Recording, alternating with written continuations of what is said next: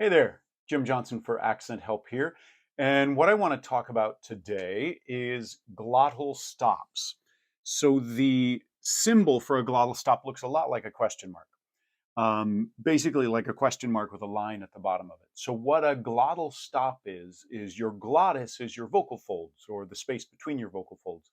And so something that you do right there is a glottal sound. So a glottal stop, it's similar to like a T and a D, for example. Those are also stops, but those are happening in a different place. So a glottal stop is happening at the glottis, at the vocal folds.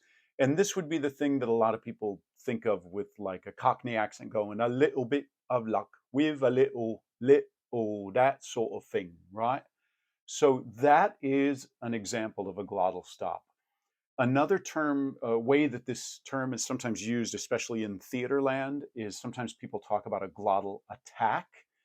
And what they mean by that in general is when you're doing a glottal sound at the beginning of something, like the one example I can think of where it's used in communication regularly and is useful and helpful is uh-oh. So that uh-oh, that slight shock onto the sound is a glottal as well, and that's commonly referred to as a glottal attack. This is one of potentially the worst things for your voice.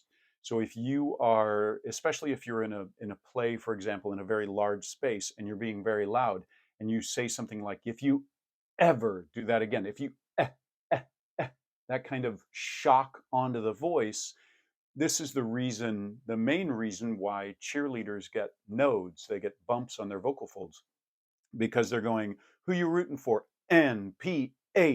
And when you say NH, you might do this glottal attack, this sudden onset of sound.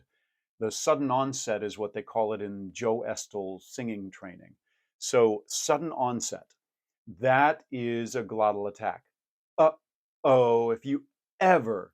Now you can do it, and if you do it on a simple level, it's not bad for you. If you ever want to do that, and you do it lightly in conversation, it's not really bad for you. But if you're doing it really loud in a big space, that's where it causes problems. Other places where this occurs, like I just did it when I went other places, so there was a glottal on. So Americans do this, for example, a lot at the ends of words. What? There's potentially a glottal there, especially if you are not going to reach towards the T in the what, like you're going to say the phrase, what kind, what kind. Most people will go, what, and stop it with a glottal and not even reach for the T because they're getting ready to do a K at the back. So they go, what kind? And so a glottal can happen at the beginning of a word, uh-oh, if you ever.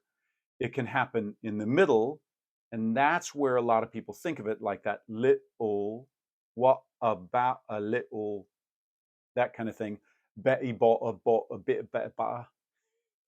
That was a little extreme. Or waiting for Guffman, the uh-oh, ow, doing it for H's. That would be the beginnings of words and bad usage.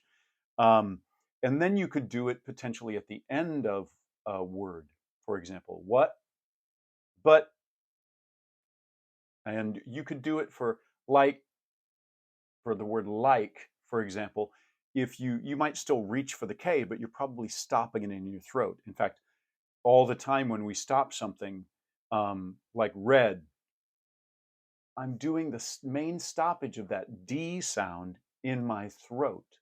And that is really happening there at the glottis. So that's a glottal as well. So again, the beginning is where it can cause problems and is rarely necessary for understandability. Uh-oh, being one example. And then there are some accents where it occurs in the middle and many where it happens all the time at the ends of words. So there you go, a little intro to glottals with regards to the way that people speak, especially in varying accents. If you want more info on accents, check out accenthelp.com.